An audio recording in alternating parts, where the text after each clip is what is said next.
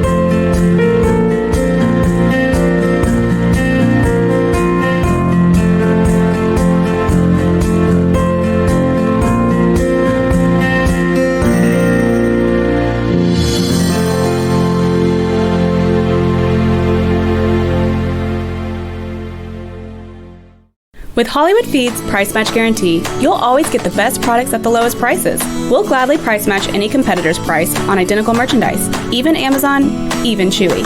Just ask our customers. Huge selection and competitive pricing.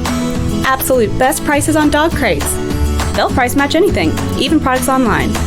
With over 30,000 five-star reviews, you don't have to take our word for it. Our customer service is just that good. Hollywood Feed, a different breed. I wake up every morning and I can't wait to get to work. I love what I do. What I do is I make patches. Made in America to me is more of a principle. Made in the U.S. when I was a kid, that really meant something. If you don't care about where your products are made today, there won't be any products made here in the U.S. tomorrow. Hollywood Feed is focused in on making a better product and having it made in the U.S. And we're glad to be a part of that. You make a difference. To our valued Hollywood Feed customers, providing the best customer service is always our top priority. With over 50,000 five-star reviews, along with being ranked the #1 pet care retailer in America by Newsweek, we're incredibly honored and humbled. We know we never could have done any of this without you. From our pack to yours, we say thank you. Hollywood Feed, a different breed of pet supply store.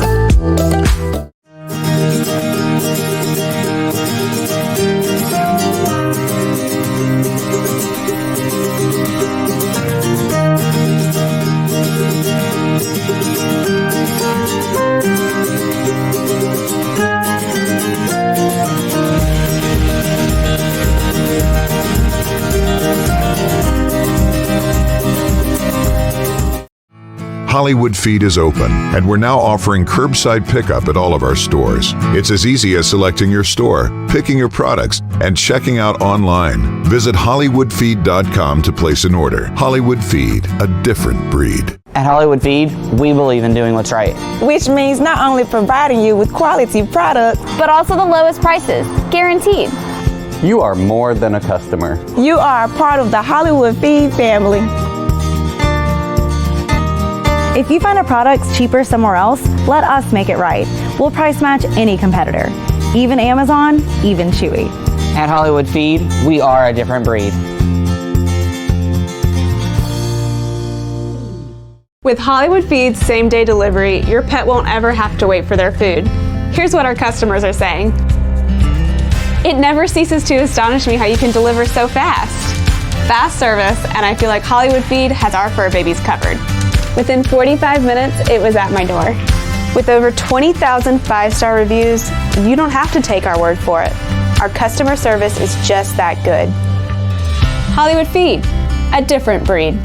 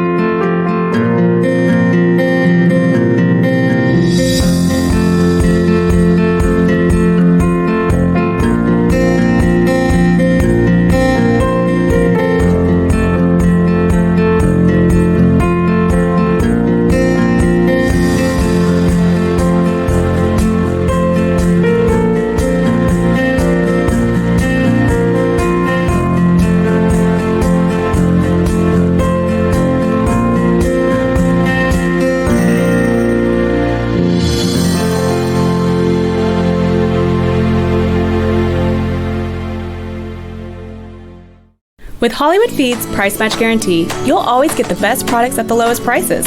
We'll gladly price match any competitor's price on identical merchandise, even Amazon, even Chewy. Just ask our customers. Huge selection and competitive pricing. Absolute best prices on dog crates. They'll price match anything, even products online. With over 30,000 five-star reviews, you don't have to take our word for it. Our customer service is just that good. Hollywood Feed, a different breed. I wake up every morning and I can't wait to get to work. I love what I do. What I do is I make patches.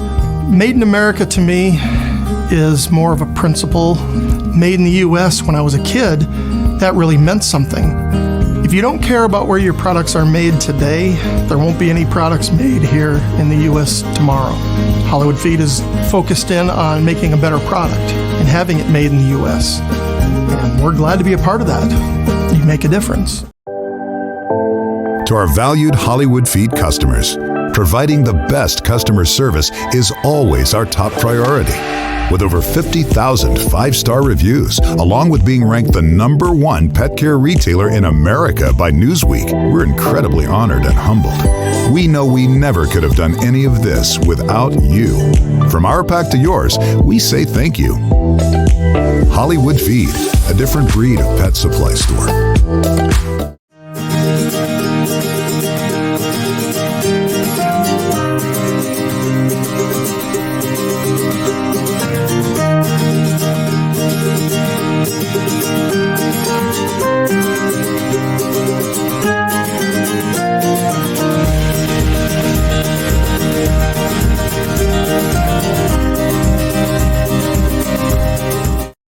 Hollywood Feed is open, and we're now offering curbside pickup at all of our stores. It's as easy as selecting your store, picking your products, and checking out online. Visit HollywoodFeed.com to place an order. Hollywood Feed, a different breed. At Hollywood Feed, we believe in doing what's right. Which means not only providing you with quality products, but also the lowest prices, guaranteed.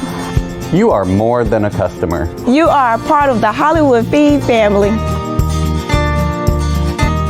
If you find a product's cheaper somewhere else, let us make it right. We'll price match any competitor, even Amazon, even Chewy. At Hollywood Feed, we are a different breed. With Hollywood Feeds same-day delivery, your pet won't ever have to wait for their food. Here's what our customers are saying. It never ceases to astonish me how you can deliver so fast. Fast service, and I feel like Hollywood Feed has our fur babies covered. Within 45 minutes, it was at my door. With over 20,000 five-star reviews, you don't have to take our word for it. Our customer service is just that good. Hollywood Feed, a different breed.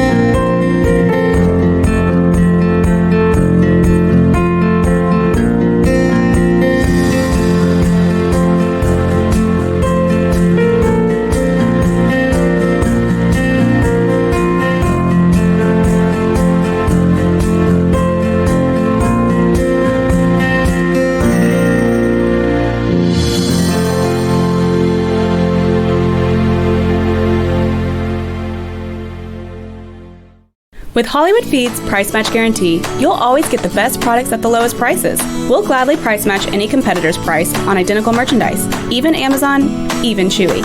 Just ask our customers. Huge selection and competitive pricing. Absolute best prices on dog crates. They'll price match anything, even products online. With over 30,000 5-star reviews, you don't have to take our word for it. Our customer service is just that good. Hollywood Feed, a different breed. I wake up every morning and I can't wait to get to work. I love what I do. What I do is I make patches.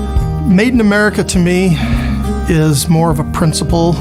Made in the U.S. when I was a kid, that really meant something. If you don't care about where your products are made today, there won't be any products made here in the U.S. tomorrow. Hollywood Feed is focused in on making a better product and having it made in the U.S. And we're glad to be a part of that. You make a difference. To our valued Hollywood Feed customers, providing the best customer service is always our top priority. With over 50,000 5-star reviews, along with being ranked the #1 pet care retailer in America by Newsweek, we're incredibly honored and humbled. We know we never could have done any of this without you. From our pack to yours, we say thank you. Hollywood Feed, a different breed of pet supply store.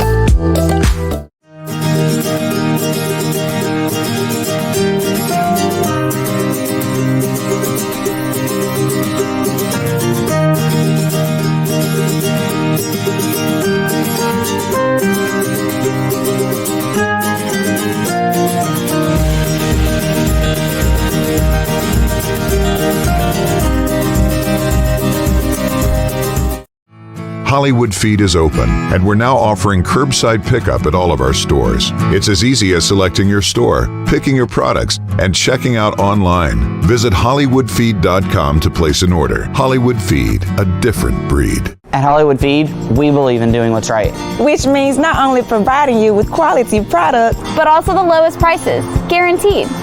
You are more than a customer. you are a part of the Hollywood Feed family. If you find a product's cheaper somewhere else, let us make it right. We'll price match any competitor, even Amazon, even Chewy. At Hollywood Feed, we are a different breed. With Hollywood Feeds same-day delivery, your pet won't ever have to wait for their food. Here's what our customers are saying. It never ceases to astonish me how you can deliver so fast. Fast service, and I feel like Hollywood Feed has our fur babies covered. Within 45 minutes, it was at my door. With over 20,000 5-star reviews, you don't have to take our word for it. Our customer service is just that good. Hollywood Feed, a different breed.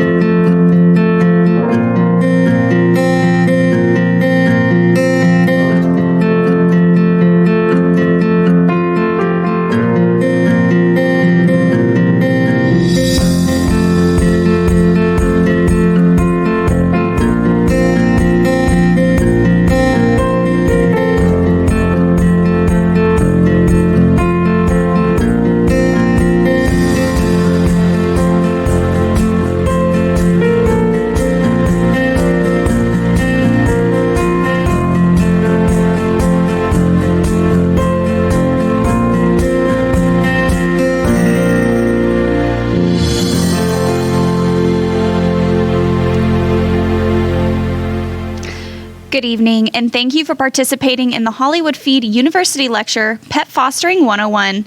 Today you'll be hearing from Dani Rutherford as she discusses how to become a foster parent, what the typical foster process is like, and why fostering is essential to saving pets' lives. Dani Rutherford has been with the Memphis Animal Services for 5.5 years, and in her first year with MAS, Dani reduced the kitten mortality rate by 87% through the foster program. She began as the shelter's first volunteer and outreach specialist, revamping the foster, volunteer, and rescue programs before becoming one of 2 shelter supervisors responsible for managing animal care. Dani pre-recorded her presentation today so that she could work with the shelter pets, but she will be joining us afterward to answer all of the questions from you, our audience, in a live Q&A. Today's presentation will last an hour and a half total, with a lecture and a Q&A to immediately follow. You are welcome to submit questions to the presenter at any time using the blue social Q&A box. But please, be specific about your questions, as the presenter will not be able to address them until their Q&A section. We will have polls activated throughout the presentation, and we encourage you to participate, as we love to hear from you. Closed captions are also available for today's class. Simply click the CC button at the bottom of your screen, and if you have any issues today, our support team is available through the red support button at the bottom of your screen. As a special treat, we will be offering an exclusive coupon code at the end of today's session for all that attend, so be sure to stay tuned. Now, let's get started. Welcome, Dani. You now have the floor. Hi, everyone. My name is Dani Rutherford, and I am so excited to talk to you guys today about all things related to fostering pets. Want to give a big thank you to Hollywood Feed for having me. This topic is super near and dear to my heart, not only for bottle baby kittens, which are kind of my niche, but for all shelter pets and the huge difference that fostering makes in saving lives around the country. So with that, we'll go ahead and get started. So the biggest question, number one, is what is fostering? Most of us know fostering as it relates to children in our community, but pets are also someone who really, really values from having foster homes available. So a foster home is a temporary living situation where pets await permanent placement with a forever family. So foster homes are the bridge between pets who are experiencing homelessness and pets who have a family to give them all they need for the rest of their lives. Pets that qualify for foster care can include a multiple of different species, pets experiencing different circumstances, both medically and behaviorally, and at all different ages in their lives. So some of the biggest categories who are usually in need are neonatal kittens that are too young to survive without their moms, nursing moms with babies that are too small and need to grow up before they are able to be placed with the family, pets who have medical issues that may require special care before being placed up for adoption. They may need to recover from an illness. They may need to recover from an injury or a surgery. And then also pets that there just isn't room for at a shelter, who need temporary placement before a home is found.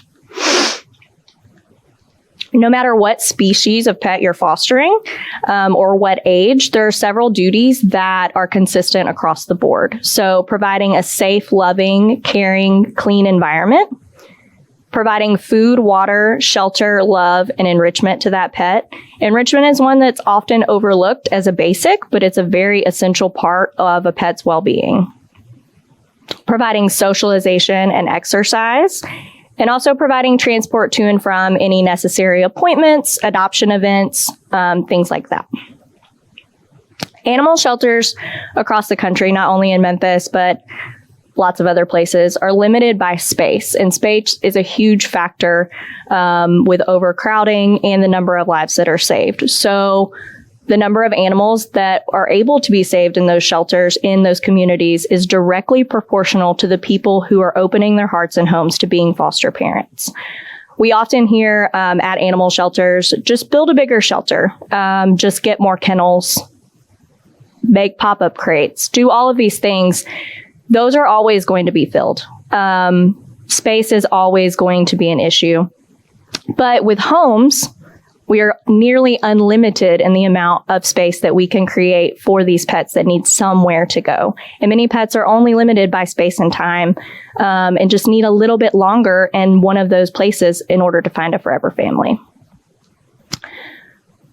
One of the biggest things you hear about fostering is how easy it is. And it is very easy, thanks to a lot of the things that shelters and rescue groups are able to provide for foster families. But there are always going to be challenges. And so I do want to highlight some of those because people need to think about those before they start fostering. I love this graphic, especially being a cat lady. And probably the most often challenge that I hear is that I would just want to keep them all. And while we are always attached to fosters, I fall in love with every single kitten that I bring home for one reason or another. But the reward of getting to see them go on and be loved by a family and the human and the animal lives that are changed by fostering makes me not want to keep them all, because if I did, then I couldn't foster more. Some of the other challenges that you might face are unknown histories. So oftentimes, both rescue groups and animal shelters, pets come to us as strays. We don't have a family history of how they are in a home. We don't have a way to put them in an exhaustive list of circumstances to see how they respond. We often get people asking if pets are kid-friendly or toddler-friendly or baby-friendly, but unfortunately, we don't have a way at the animal shelter to test for those things all of the time. Dogs being friendly with cats or not.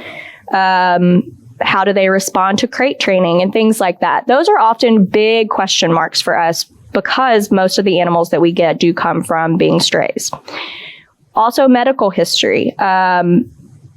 It depends on the organization, but sometimes you will have a more extensive medical history depending on how long that pet has been with them. But if the pet was just found or just taken out of an ideal situation, you may not know the medical history of that pet. So that can be a challenge as well as the behavior history. Compatibilities with other pets in your home. One benefit of fostering is if you're thinking about getting another pet, say you've been thinking about getting a puppy or adding a second cat to your home, but you're not sure how your pets at home will respond, having a temporary situation like fostering can give you some insight into whether you and your family are ready and whether your other pets are ready to welcome a new family member to see whether they are compatible. You should always check with your veterinarian before you start fostering to make sure that they think that your pet is medically sound and it will be okay to add another pet to your home. With that, sometimes unknown medical history piece of an unknown history for a pet that an animal shelter or rescue may be taking on. Talking to your veterinarian and making sure that your pet is up to date on their vaccines, not experiencing any health issues that may be impacted by the added stress of bringing a new pet into your home is very important. Our obligations are first to the pets that we've chosen to make a part of our family. So just making sure that they are sound and they are physically ready and emotionally ready to add that foster pet to your family is a big important step. But at the same time, you may get a pet home that isn't compatible with your pet. Your dog may not like that puppy that you've brought in, or your cat may be furious that you've brought a kitten into your home. So making sure that you have a safe space set up, separated from your current pets in the event that they do need to be separated. And we also recommend having that quarantining period when you do first bring a new pet home, both so that your pet can get used to having another animal in the home with them, but also to make sure that the pet that you've brought home doesn't develop any signs of illness or anything like that during the quarantine period. Another challenge is time commitment. So like I was saying, saving lives is directly proportional to the number of people who are able to open their homes to these pets that are in need. But we also have to be willing and able and know our limits and know the time commitment that is involved for the different types of fostering. So I'll get more in depth into different types of fostering that you can do in a little while. And there are a multitude of different time periods, different time commitments that are available, but just knowing those on the front end and knowing how much you emotionally and with your time, with your job, with your family are able to devote to this pet that you're bringing in is very important. And compassion fatigue. Animal welfare is a highly emotional, wonderful field, but at the same time, we really have to take care of our mental health. It's extremely important to not take on the burden of being the one person to save them all. Fosters are a huge part of life saving, but we also have to keep in mind our own mental health and our own limits and be sure to take care of ourselves and not take on too much, because if you do take on too much and get burnt out, then you can't help anymore and you can't foster anymore. So just making sure that we take care of ourselves is a big challenge. Also, kittens may attack your window blinds, which I have experienced many times, like with Minnie here. Like I said, the rewards of fostering, though, much outweigh the challenges, in my personal opinion. Having an animal companion without a lifetime commitment is a huge one. Maybe you are in a temporary living situation where your job requires you to relocate. Maybe you are a student who won't be staying in the same town for an extended period of time, but you miss your pets back home. Maybe you have an upcoming trip planned, and so it's not the best time to get a pet, but you really want to help out a dog for the weekend. There are so many benefits and so many different scenarios where having just this pet in your home for a short amount of time without making this lifetime commitment is a huge reward for fostering. Satisfaction of helping a pet overcome illness, injury, trauma, or the odds being against them, seeing that transformation. The shelter can be a very scary place for a lot of pets. Pets are not meant to be kept in cells. Pets are not meant to be kept in cages. They are social. They want to be part of a family. They want to be around each other and around humans and have that interaction. So their behavior in shelter is not often the same that it is outside of the shelter. So seeing a scared, very, very upset pet get into a home and blossom and become social, become more comfortable, seeing a sick kitten that, comes in unable to even open its eyes, super emaciated, super skinny, seeing them go into a foster home and seeing them a couple weeks later after they've been able to get medication and be fed properly and completely transforming is such a huge reward. And being the reason and the catalyst and the bridge between that scared, terrified, shaking pet in a kennel to this social butterfly giving kisses and jumping all over people and ready to go be a part of a family, that is such a huge reward. Before and after photos are my most favorite thing in the world. So seeing those transformations is incredible, and being a part of those transformations and knowing that you are the reason that pet is alive and that pet is going to find a forever family is incredible. And that leads into the last one, the joy of saving a life. So there's lots of different opportunities like I talked about previously. I'm going to talk about some or all of the ones that Memphis Animal Services offers. So if you are not sure what your local shelter or rescue group offers, definitely check with them. If there's some of these opportunities that I talk about that they don't offer, pitch it to them. Shelters are limited by staffing and by all funding, all of these things. But if they have someone who is able and willing to be a part of that pilot and being able to help kickstart that program, then that can make all the difference and multiple reasons that more lives can be saved. So like I said, I'm going to go talk about a couple of these more in depth, and you should definitely check with your local shelter to see if they offer these programs as well. So kicking off, nursing moms with kittens and puppies. Nursing moms are one of the more easy, quote unquote, groups to foster because mom does all the work. Mom is taking care of her kids. She is feeding them. She is socializing them. She's taking care of them. She's cleaning up after them for the first part of their life. So your job in the beginning is just to take care of mom. So you're making sure that mom has food, water, and a clean litter box. You are giving her a safe, quiet place to raise her kids. This could be a spare bedroom. It could be a spare bathroom. It could be a laundry room. They don't need a ton of space. If you think about this cat and where she is, you could see in the slide, that is a kennel set up at a shelter. So she has a very small space. She is probably experiencing some high fear, anxiety, stress, frustration, being in that kennel, hearing all the other cats and dogs around her, and her job is just to protect her kids. So your job is to give her a safe space in order to do that in a quiet, low traffic area away from your personal pets. And then socializing them. So as the kittens grow up and are able to run around and play, or the puppies are growing up and learning to run around and play, you're giving them that family experience. You're getting hands-on with them, teaching them what it means to be a family pet.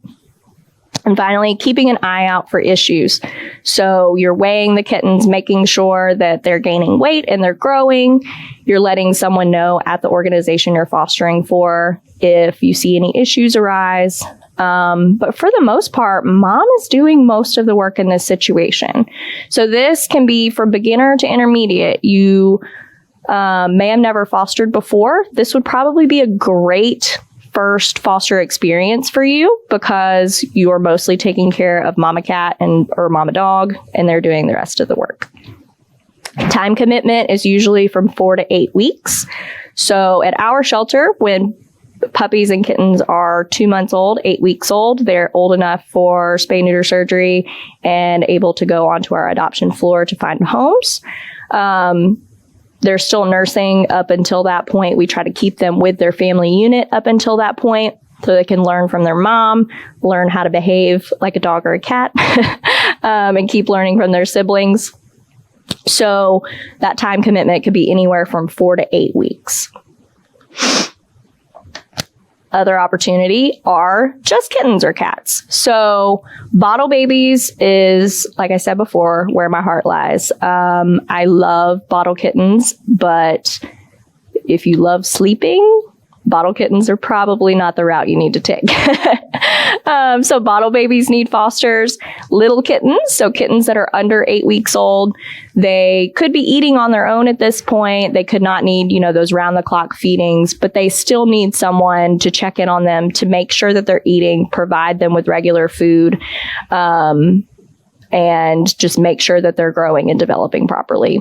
And then feral kittens. So trap, neuter, return, trap, neuter, release is the route that we take with community cats who are adults.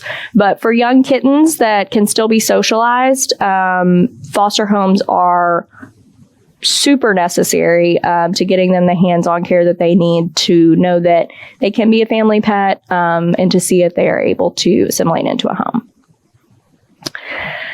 So with just kittens and cats, it could be any experience level. Beginners, I have people who have never fostered before ever who have taken on bottle kittens and flourished. Experts are sometimes needed if the kittens are sick or extremely, extremely newborn who need some really specialized care, like different kinds of feedings and things like that. There's really a vast number of experience levels that can be involved in this. So some questions on the front end: how old are the kittens? The younger the kittens, the more experience you need, or the more you need to be willing to learn because there's a lot more work involved the younger the kittens are. Knowing what sort of medical issues they have. Are they socialized? But the needs are the same across the board. Regular monitored feedings, socialization and exercise.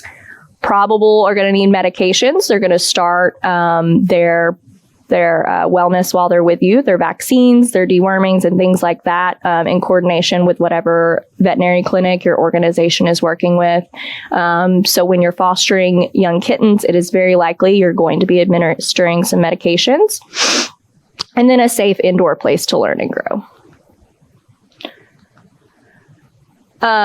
Bottle kittens, lots of round-the-clock feedings. So this is just a quick schedule from Best Friends Animal Society of some feeding charts and frequencies and things like that. But shelters, bottle feeders are so essential to life-saving. We do not have people after hours to take care of these pets.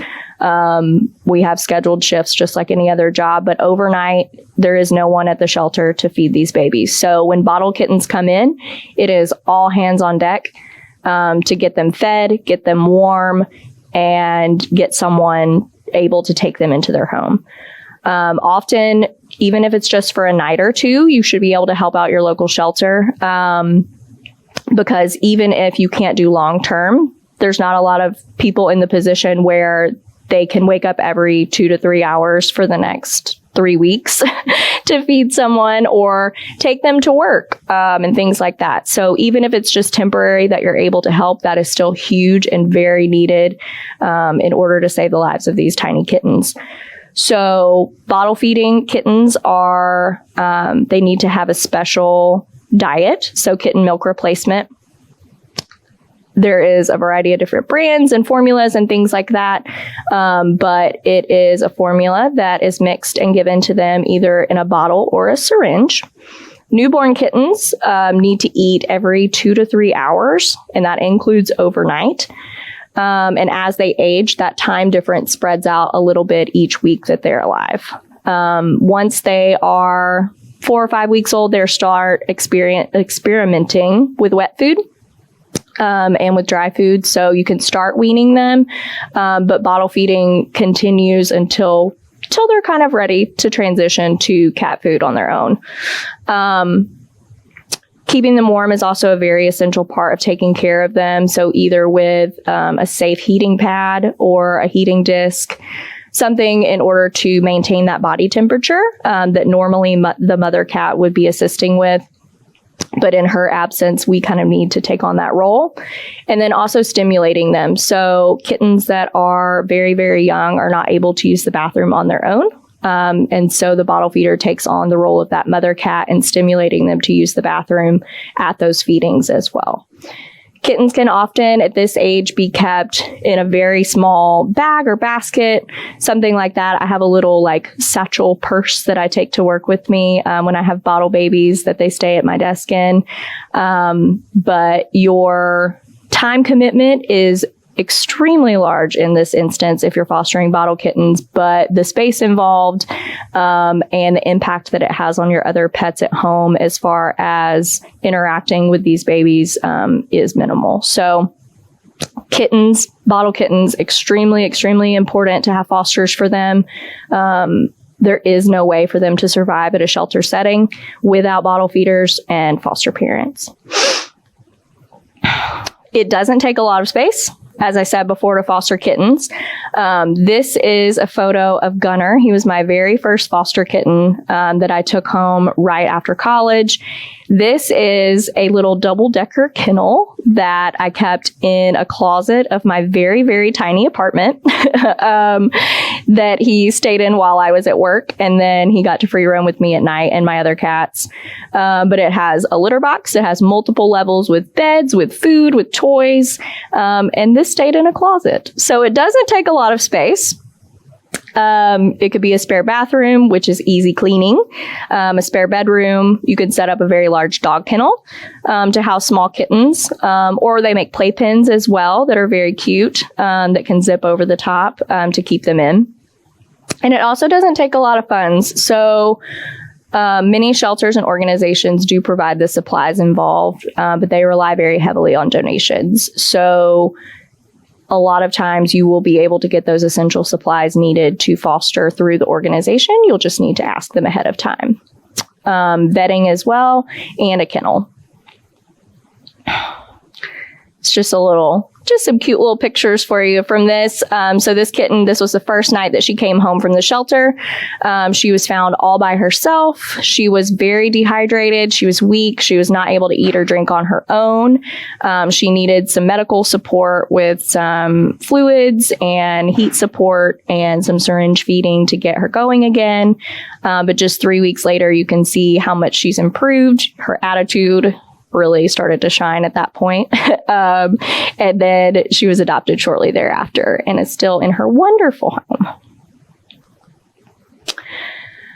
Single kitten syndrome, a short slide on that. So kittens if they are orphans, they do need a role model. They do need someone to learn from on how to cat. We often hear about single kitten syndrome with single bottle babies who, if they don't have a sibling, if they don't have a role model, then you are their sibling and you become their role model.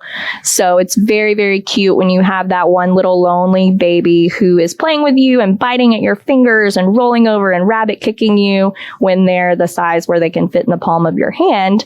But when they grow up and become a 15-pound cat, those behaviors are not exactly the type of behaviors that someone wants in their family pet. So when possible, we always recommend to foster a pair of siblings or quarantining 2 separate kittens, and once they've been medically cleared, adding them to be friends when they're still young so that they can learn from each other and learn how to cat, essentially. This is also why we keep kittens with their mothers when possible until they're of weaning age, because we want mom to be the one to teach them those behaviors that are species specific. All right, moving on from cat fosters, we also have dog fosters. So these can be from beginner to expert as well. There's all sorts of different temperaments, sizes, ages, all involved in fostering dogs as well. As an organization, we provide vetting, crate, collar, leash, and other supplies while you provide the dog a loving home, generally until adoption. So here's some pictures of this girl who was one of the very first foster dogs that we ever sent home from Memphis Animal Services a couple of years ago, who got adopted around Christmas time. So dogs, like I said, variety of different temperaments, sizes, ages who are available to foster.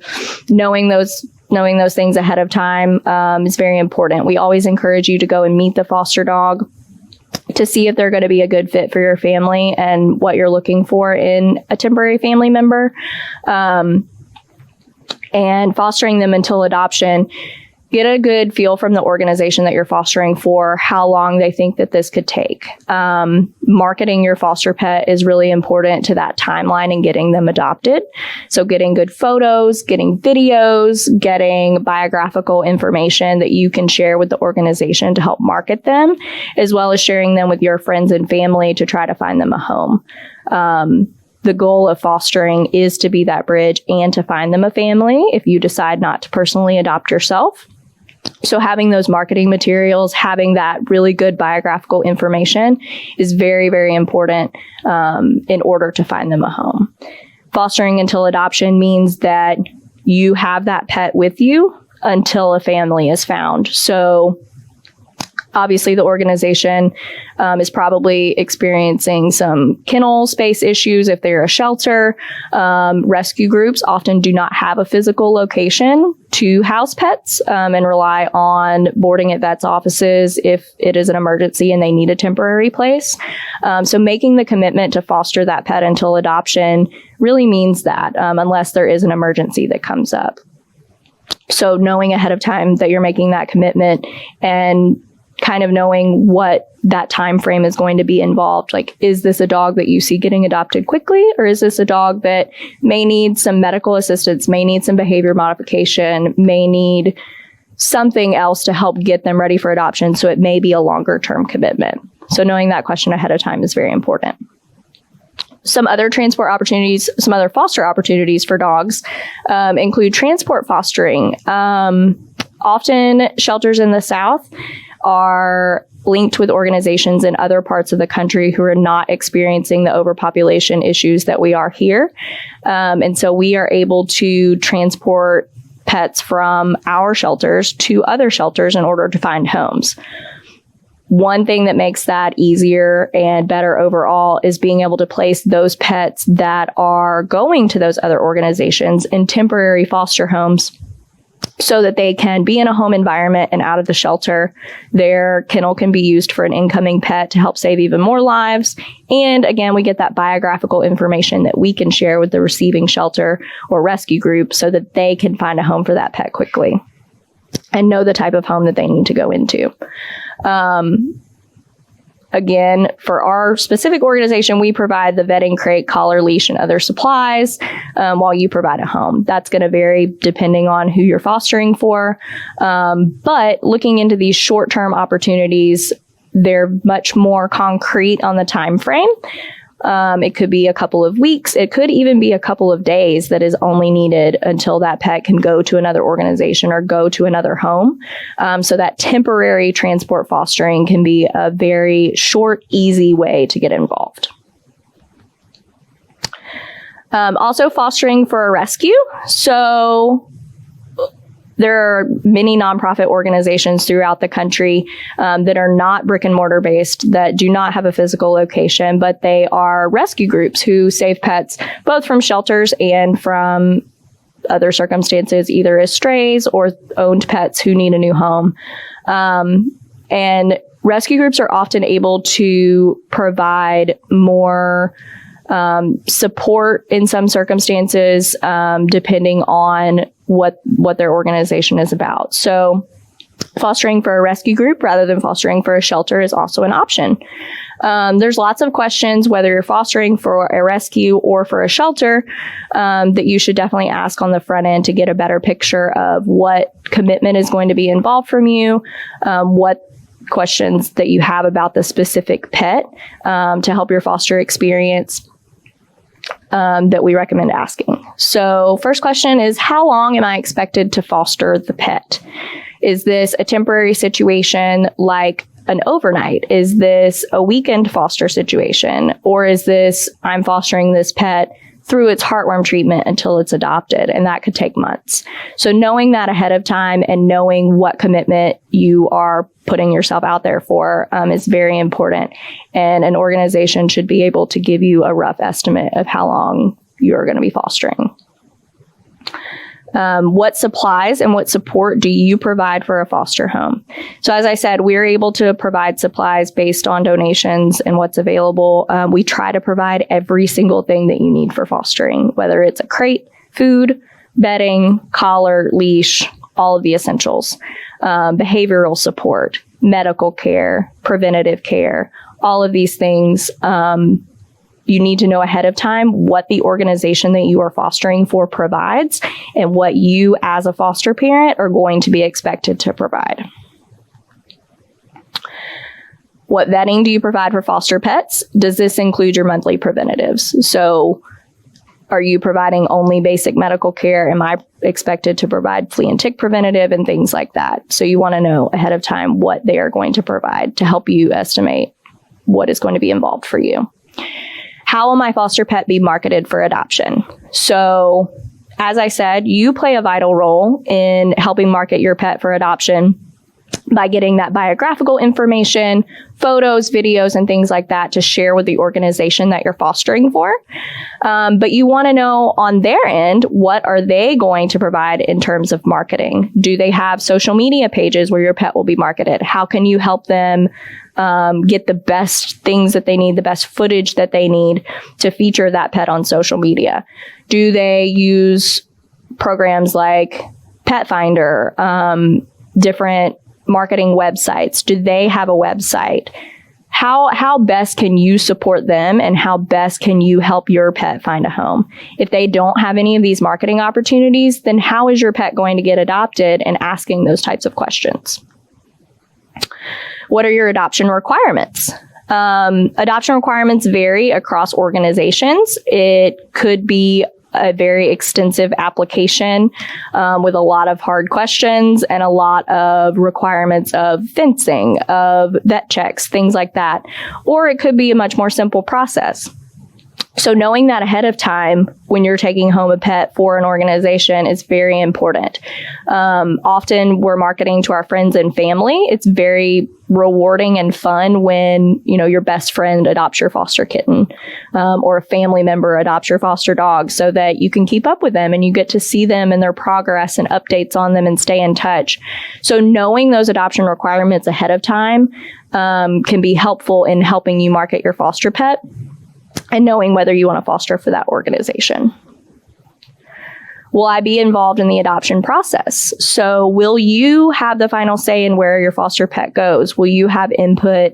Will you be able to talk to the family and keep in touch with the family? Those are some really important questions for some people. Some fosters want complete involvement, and that's a personal decision. Some fosters want to get the pet ready to go. They come back to our shelter, they get adopted, and they take another pet home. So it's the foster's preference on how involved they want to be in the process, but it's very essential to know ahead of time what the organization is going to allow your involvement to be. Will I be allowed to adopt my foster pet or to refer an adopter? That kind of ties back to the previous question of if you absolutely fall in love with this kitten that you're fostering or this puppy that you're fostering and you can't imagine your life without them, will you be allowed to adopt? Some organizations say yes, some organizations say no. So it all depends on who you're fostering for, but that's a very important question to ask on the front end. What veterinarians do you use? So knowing ahead of time emergency protocols, vetting protocols, where you need to go in case of an emergency or a medical issue that comes up is very important and a question that you should definitely ask on the front end in case of emergency as well. Do they require home checks, vet reference checks? Kind of ties back to that adoption requirement question, but knowing what you would tell potential adopters and what they need in order to find your pet the best placement is very important. Has this pet been temperament tested, dog tested, cat tested, if applicable? So again, some organizations like ours do get a lot of stray pets that we're not able to get all of those specific boxes checked on these different circumstances that we put the pets in to see how they react. But knowing that ahead of time and asking those questions and being very specific in your questions can be very helpful in knowing if a pet or an organization is a good fit for you. If you have a cat at home and you're really interested in fostering dogs, then asking those questions of, have they ever been around cats? Do you have any behavioral support on introducing the foster dog to my cat? Have they shown any tendencies, to behave aggressively towards small animals or cats? Asking questions like that on the front end to get a response from the organization is very important. Sometimes the answer is going to be, I have no idea. And that's going to be a personal decision that you will have to make on whether or not you want to bring that pet with that unknown behavior history into your home. But asking those questions on the front end is very, very important. Sometimes you're able to just bring your dog to meet another dog to see how they get along. We really encourage that at Memphis Animal Services to bring your pets up so we can do a controlled introduction out in our play yards to see if they're going to be compatible. But that's not always possible, and that's not always an option for some people. So asking those questions of, how does this dog behave with other dogs? Have they ever been around them? What about children? And things like that are important to ask on the front end.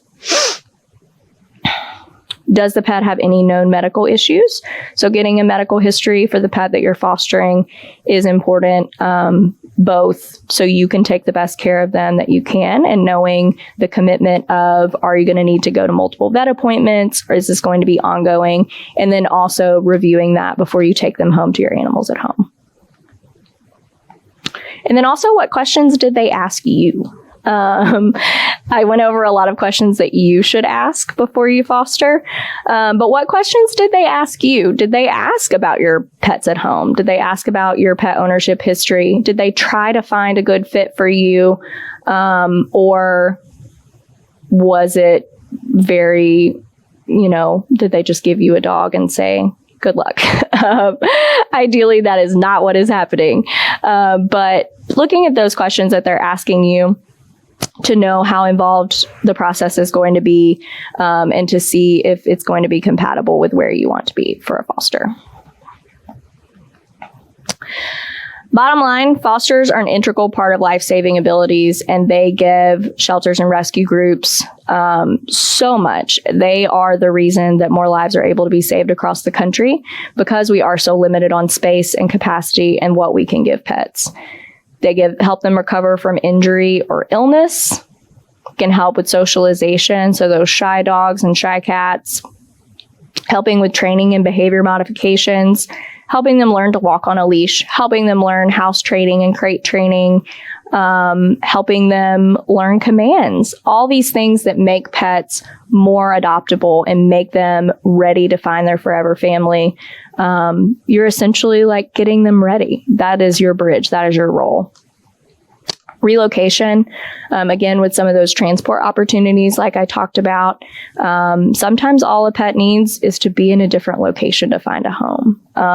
And being able to have a pet in your home for just a couple of days or just a couple of weeks could be the difference in saving their life. And then time, again, limited by physical space and physical time. The more foster homes open their homes and hearts to pets who need somewhere to go, the more animals we can help because we can bring in more, fill those kennels again, send those out to new homes again. So fosters are an integral part. They are the reason that more lives are being saved, and they are the future of animal welfare.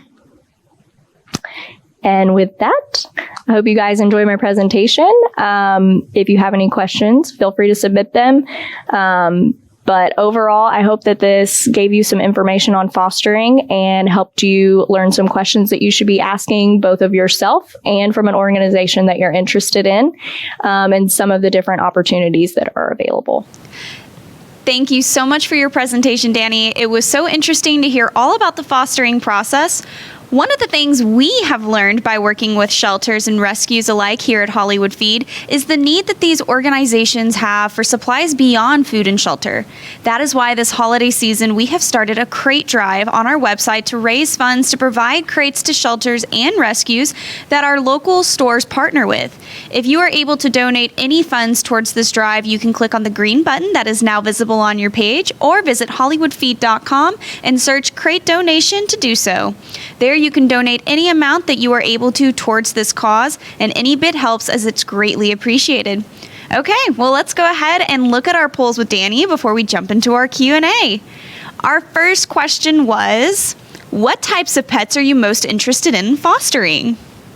And we have a really cool selection of answers. Yeah, a lot of variation and a lot of really specific. I see high energy dogs. That's very cool because high energy dogs definitely need out of a shelter environment and into a foster home. Cats, bunnies, ferrets, dogs. Love it. A lot of variety. This is great. All right, we're going to move on to our second poll question, which is, have you ever fostered a pet before? And it looks like a majority of them haven't. Yeah, this is very cool. The other sessions as well. It's really awesome to see so many people who have never fostered come in to learn with us today and learn more about just the basics and seeing if you want to get involved. So I hope after seeing this presentation and hearing the Q&A that you really want to get involved and see if fostering is the right thing for you. Absolutely. Which leads into our next question is, if you are not currently fostering, what barrier is holding you back? So it looks like almost tied are my personal pets and then not having time right now. So one of the things to do with time that I really wanted to talk about in the presentation that didn't get to is field trip fostering. So if you feel like time is a barrier and you don't have capacity right now to do pets to foster overnight or for a sleepover for a few weeks, for a few months, ask your local shelter or even rescue group about field trip fosterings. Basically, that's a dog for a day. So even just a few hours out of the kennel or on some adventure, maybe they're in a foster home that doesn't have the opportunity to take them on many outings to the park to socialize, to get them marketed for adoption. Or if you're fostering for a shelter, they might not have the capacity to take dogs out either. So having this dog for a day, even if you can just spare a few hours, you're able to get marketing materials. You're able to get biographical information. How did they do in the car? How did they do on their walk? Were they friendly? Did they meet anyone? You're able to get photos and videos, really cute content to share on social media both if you want to share it or if you want to provide it to the marketing individual that's at that foster program. Sharing that information could be the difference in getting that dog adopted. So even if you don't think that you have the time to do a pet in your home overnight or for an extended period of time, I really encourage you to ask your local shelter or rescue group if they do field trip opportunities, because that is a very, very low time commitment, just a couple of hours that could make a huge difference in the life of a pet. Well, that was our last poll question, so we are now going to jump into our Q&A. As a reminder, if we cannot get to all of your questions due to time, we will be sending a follow-up email answering any remaining questions. Please be sure to submit your questions for the presenter into the blue social Q&A box. All right, our first question is, what are the expectations of being a pet foster? So, thank you for asking that. If you want to ask a follow-up later on, being more specific, basically to find out your expectations, I would ask the organization that you're fostering for. Talking about length of time, how involved you need to be in the foster process. Those are all very specific to the organization that you're fostering for. Generally, the expectations, like I outlined in the presentation, are you're giving them a safe place to stay. You're helping them bridge the gap between experiencing homelessness and being in an adoptive home. So the basics are you are that bridge. That is the expectation for you, but how much involvement you need to have in the adoption process or in helping your pet overcome any obstacles that they're experiencing and things like that, that's going to be specific to the organization that you're fostering for and the pet that you're fostering. So I encourage you to reach out to that organization to see what they want you to do and what the expectations are. And it looks like our next question has actually already been answered. It is, will your slides be available after the class? And if you tap that button that says tap to see moderator answer, the answer is yes. A follow-up email will be sent after today's class. Is a small apartment ideal for fostering? Depends on the pet. So for a high energy dog that is battling some separation anxiety and needs some structure and some behavioral training around that, is an apartment ideal? Not at all. For a cat that is super chill, maybe it's an overcrowded shelter that really just needs to get some cats out of kennels and into foster homes where they can decompress, where they can recover from spay-neuter surgery or something like that, an apartment would be absolutely phenomenal. They don't need a lot of space. They need somewhere quiet. They need somewhere just to relax. So for that, a small apartment would be great. Bottle babies, bottle kittens, bottle puppies, they don't need much room at all. Their eyes aren't open. They're not getting around very much right now. So small bottle kittens, bottle puppies can be kept in a really small playpen. A small apartment would be absolutely great for that. So just kind of depends on what you're interested in fostering, whether it's dogs, cats, temperament, age, all of those factors. But small apartments can definitely work if you want to be a foster parent. How do you quarantine a pet when they first arrive, and for how long? Again, that's going to depend on your pets at home and the pet that you're bringing into your family. As a foster, I would definitely talk to your veterinarian and the organization that you're fostering for to see what they recommend. If this pet is coming from an animal shelter that is experiencing overcrowding, depending on what medical protocols they have in place, you need to make sure the pet is vaccinated, has been given the preventatives that they are able to get, and things like that before bringing them home. But those individual factors are going to affect how long they should be kept separated from your current pets. Also, your pet's health status, and your pets, are they up to date on preventatives? Are they up to date on their vaccines and things like that? So time period, and what did it say? How do you quarantine them and for how long? So for how long, definitely talk to your veterinarian, talk to the organization you're fostering, and how you quarantine them also depends on the animal. So I would say giving them a safe place away from your pets. So spare bedroom in a kennel if it's a dog, having them in a crate, or spare bathroom for cats, kittens, spare bedroom for cats and kittens. Just a safe space away from your pets where they can decompress and they can be kept separate. We fostered old Himalayan cats for a rescue. They all turned into foster fails who lived their last few years with us. That's great. That is very cool. Old Himalayans. That's wonderful. That makes me think of Sassy from Homeward Bound.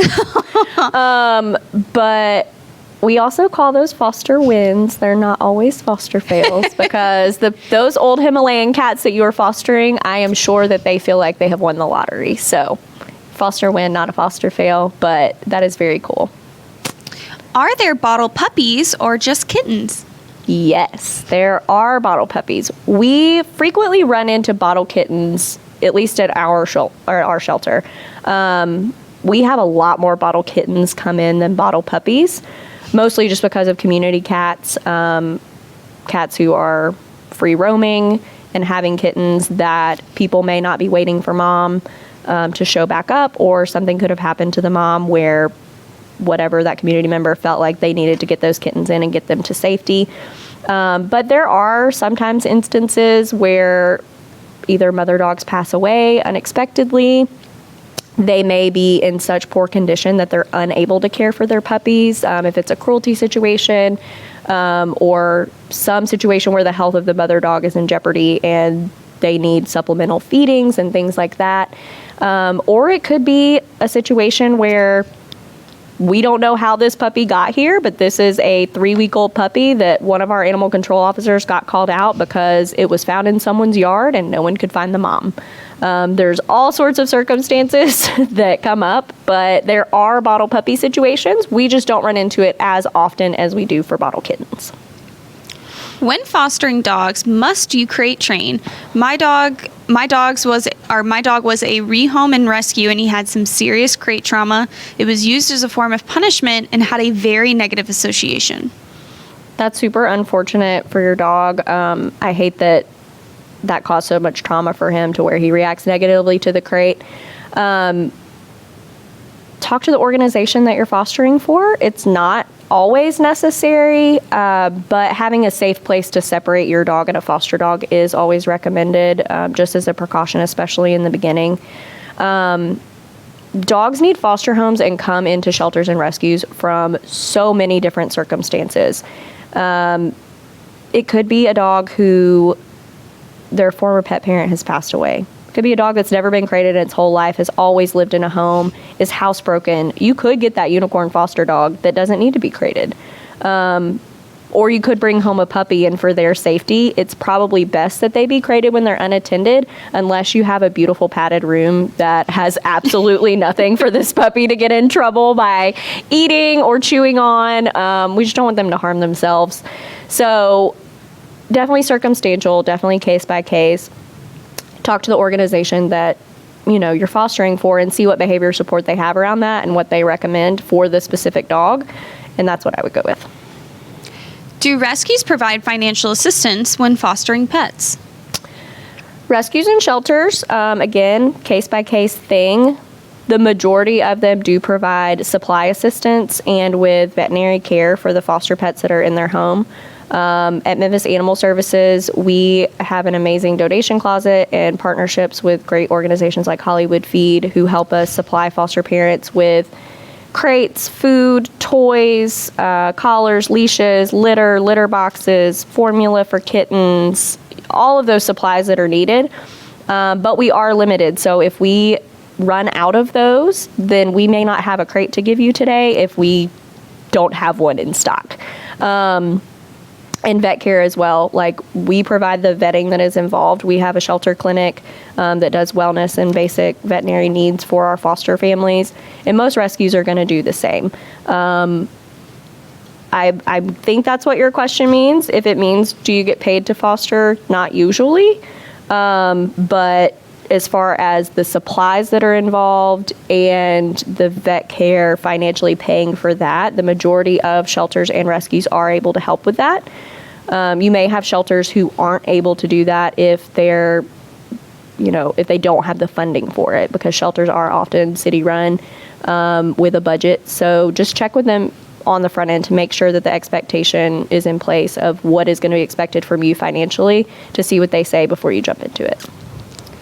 In general, what is the biggest differences you find between fostering with a shelter and fostering with a rescue? This is a really good question. So, not always, I'm not speaking in black and white, like absolutes, but generally, fosters versus rescues. Rescues are often not open admission.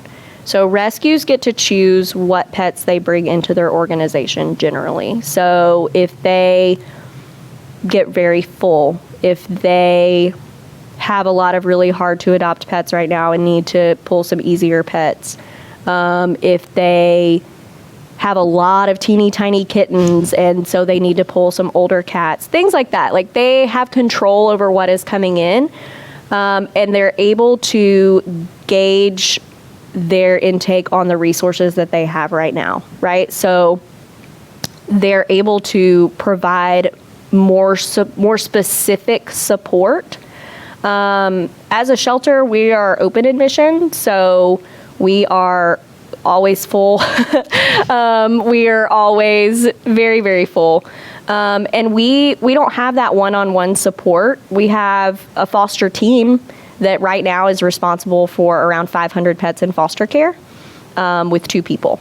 So we do our best to answer all those inquiries. We do our best to answer every email that comes in within 24 hours. We have a behaviorist that you can put in a submission form for to get some information on how we can help your specific, your specific situation.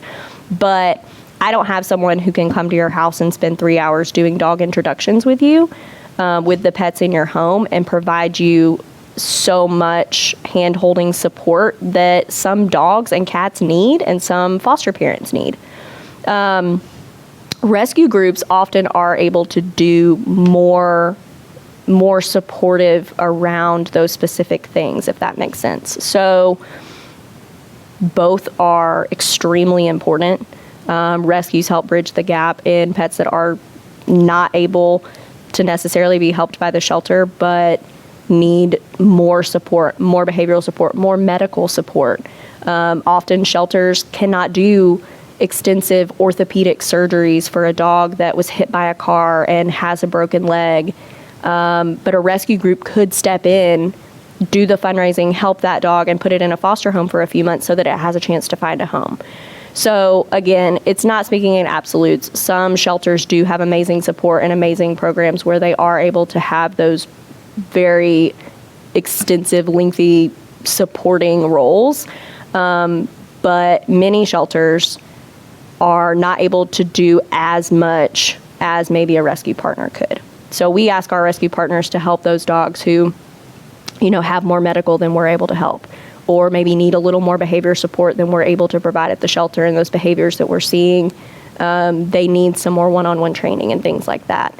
So both are amazing. It kind of depends on what you want your experience to be and what's available in your city, what options you have. But I've fostered for both and had amazing experiences for both shelters and rescue groups. So yeah, just again, ask those questions on the front hand, ask what they provide, what the expectation is, meet the pet, see if they're going to be a good fit for your home. But you can have amazing experiences fostering for both. Are you responsible for vet bills for a fostered pet? Ask that on the front hand, 100% for whatever shelter or rescue you're going to be fostering for. Often in the paperwork that they will ask you to fill out ahead of time, whether it's an agreement or an application or something like that, there's usually going to be a line in there about what they will cover, what you will be responsible for covering, if this, then that. So ask on the front end, are you going to provide those monthly preventatives for my foster pet? Are you going to give me flea and tick control? Are you going to give me heartworm preventative? If in case of emergency, where do I go? Are you going to pay a vet bill if there is an emergency with my foster pet? Asking those questions on the front end is extremely helpful so that you'll know what to do if your pet does need medical assistance, and knowing who's responsible for it so that you have that information before you make the commitment to start fostering. What cleaning products do you use or recommend when a foster leaves your home? particularly for cases of contagious diseases, for example, panleukopenia, distemper, parvo, when bleach isn't a good option? This one, so at the shelter, we use a product called Rescue. So I use that. But I am not sure I think you can buy a cell online, and that kills all of those things. There is the bleach dilution that you can look up that also kills those diseases. As far as parvo, very, very contagious, which we know, and can live in the outside, in the dirt, in the grass for a very long time, and is nearly impossible to clean out of a yard. So ask your vet what they recommend is what I would say. If you're going to frequently be fostering, your vet knows that your pet's at home. Ask them what they would recommend if they have any recommendations on what you should use. You said when bleach isn't a good option, so I'm not sure what that means. Whether it's for your pets, it's not a good option, or for the surfaces that you're cleaning. So I would check with your vet, see if they have a good recommendation for a cleaner that gets rid of that stuff. If I'm not able to foster at the moment, is donating considered enough? Literally anything helps. I would also encourage you to check out field trip fostering. Like I talked about earlier, just dog for a day for just a couple of hours. But there are a ton of ways besides fostering that you can support a foster program.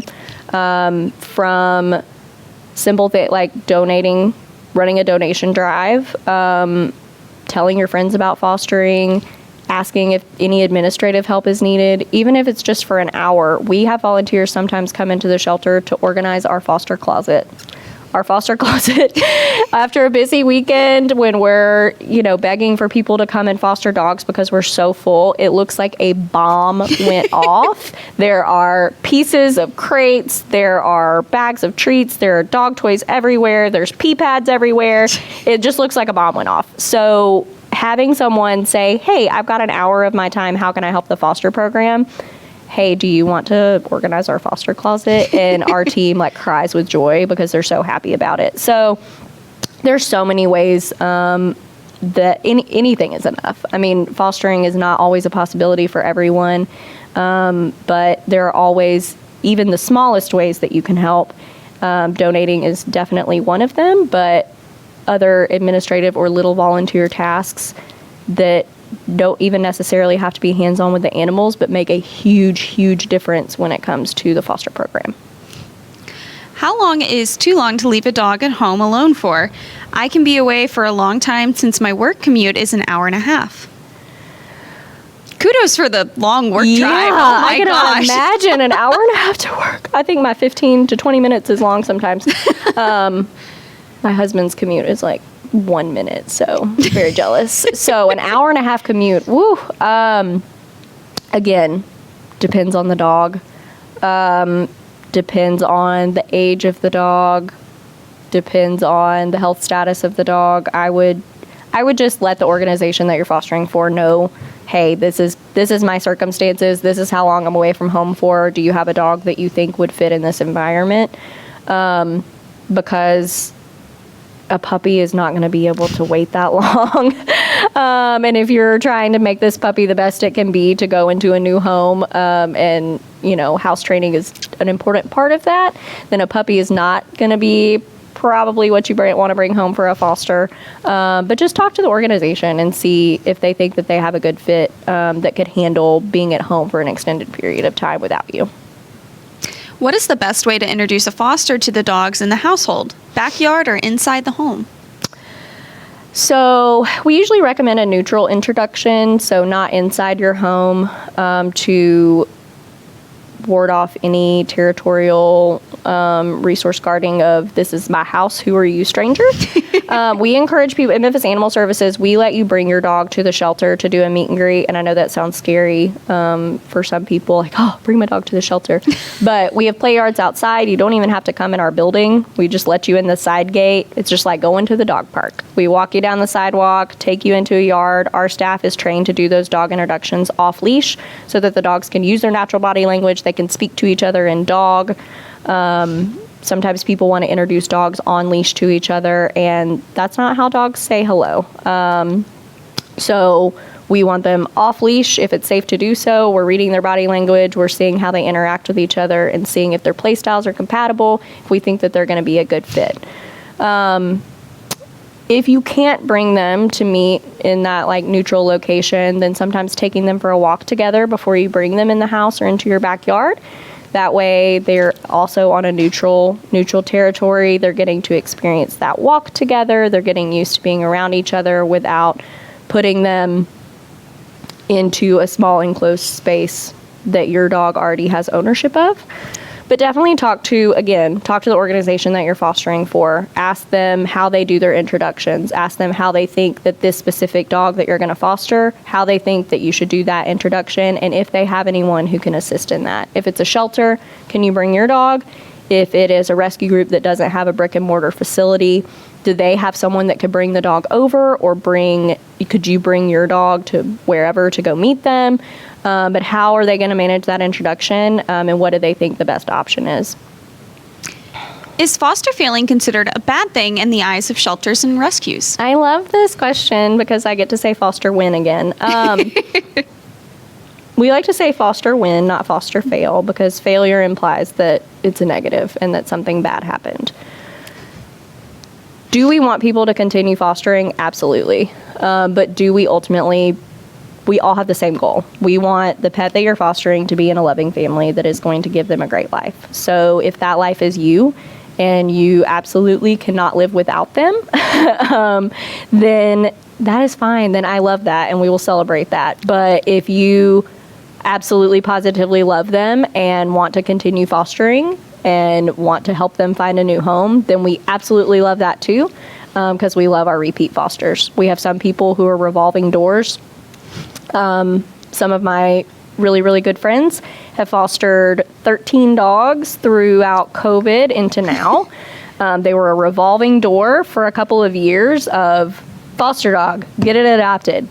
Okay, I'm picking up another one. When can I pick up the next one? Okay, I'll be there in an hour. They took dogs through heartworm treatment. They had behaviorally challenged dogs. They had easy dogs. They had big dogs, medium dogs. They had all the dogs, 13 dogs. The 13th dog... Within a couple of days, they said, he's not leaving. We love him. We absolutely cannot let him go. They knew within a couple hours that he was the one. Am I mad about that? Absolutely not. I'm thrilled. I'm so excited that we get to see him, and he is a part of our little friend family. And that's amazing for them. They fostered and they saved so many lives, and then now they're going to give a great forever home to this dog. So it is not seen as bad. We love all types. We love all of it. It's all winning. Fosters are great. I think you said 2 kittens are better than 1, or something along those lines. Is it similar for dogs? Do they do better with a playmate? We definitely say 2 kittens are better than 1. I like to say 2 kittens are half the work of 1.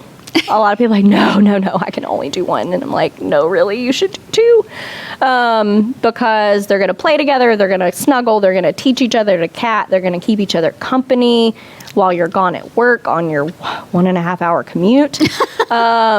So definitely kittens, yes. Dogs, it's a case-by-case basis. Some dogs do not like other dogs. Some dogs want to be the only dog. And they want no other animal in your life. And so in those instances, that's going to cause more stress for them and more anxiety for them to have another dog or another pet in the home. Some dogs thrive some dogs are a dog's dog. Like, you need a dog for your dog, here's the dog for you. Some dogs thrive with other dogs, and they love playing with other dogs and snuggling with other dogs and being with them. So it kind of just depends on the dog that you're fostering or the dog that you own to know what their personality is. They're just like people. in that they have so many different quirks and fun aspects to their personality. I may be really friendly and say hi to everyone, at this outing, but I don't necessarily want to share my house with you.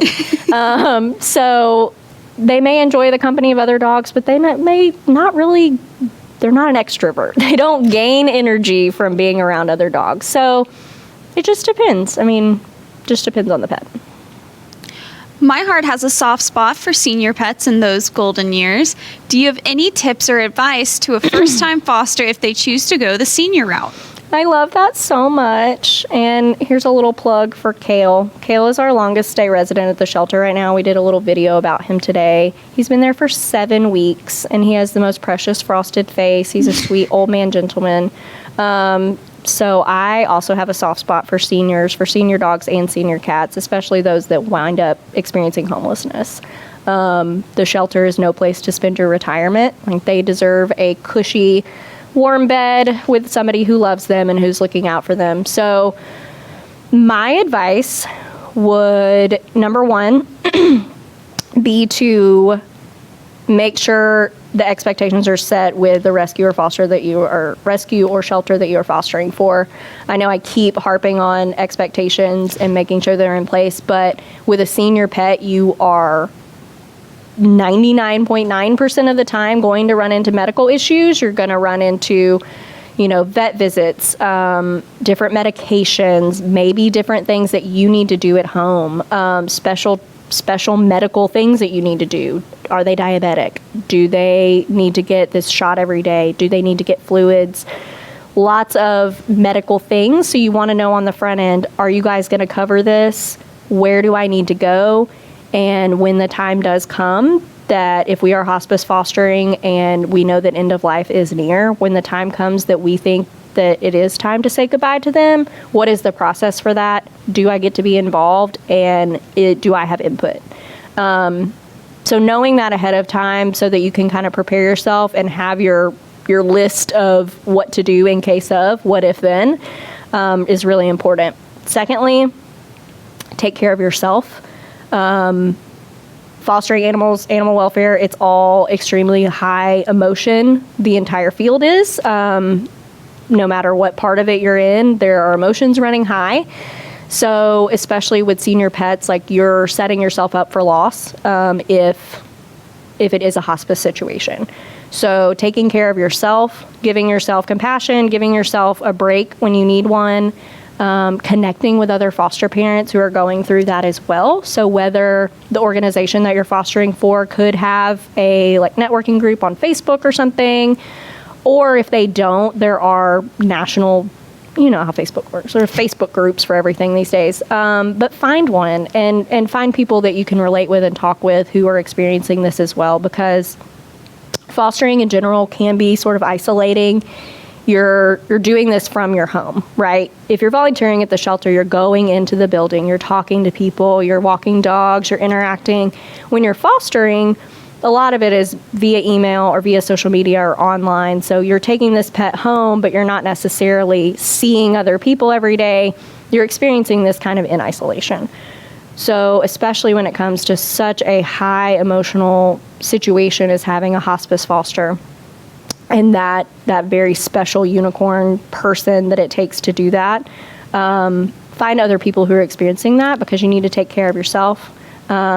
And make sure that you're not burning yourself out on that, because if you have a heart for senior pets, we need you. Animal welfare needs you 1,000%, but we also need you to take care of yourself. So those would be my two biggest advices on that. I know you just went over hospice, but is there anything else that hospice fostering entails that you haven't mentioned? I don't think so. It just, it depends on the specific pet and what their journey is and where on their journey they are. Kind of what their health status is and what's going on with them. So I think I covered everything I can think of previously, but... Well, that was the last of our questions so far. We're going to give everyone just a little more time to submit any last-minute questions. In the meantime, Dani, do you have any closing words you'd like to share? Just thank you to Hollywood Feed for letting me come and talk about fostering. It's super near and dear to my heart. I love being a foster parent. I love our foster parents at our shelter. It's such a rewarding experience, and it's so necessary for life saving. If you are on the fence about fostering or have been for a while, I hope that this presentation encourages you to take one more step and reach out to a shelter or rescue in your area to see how you become a foster parent. We need you. We need you so badly in animal sheltering right now. The number of lives that we are able to save is directly linked to the number of people who will foster pets. So please take that step. I hope that you learned a lot, and thank you so much. Well, thank you again, Dani, for talking with us today about what to expect when becoming a pet foster. And thank you to our audience for joining today's session. And as a thank you, we are offering a coupon code. This coupon code and its details are located above the Q&A section in a green button that links you to our website. This coupon is good for in-store and online purchases and will expire December 1st, 2022. We hope you enjoyed today's masterclass, and be sure to join us next time as we learn about holiday pet safety from Dr. Wooten, who will be sharing information on how to prepare for the hectic holidays so that you and your pet can have a fun, relaxed, and out of the vet's office holiday season, and we hope to see you on November 17th for that. At this time, we have now concluded our session. Please be sure to fill out that session evaluation, as we love to hear from you. And remember to visit our website to check out that crate drive and make a donation. Thank you so much for joining us.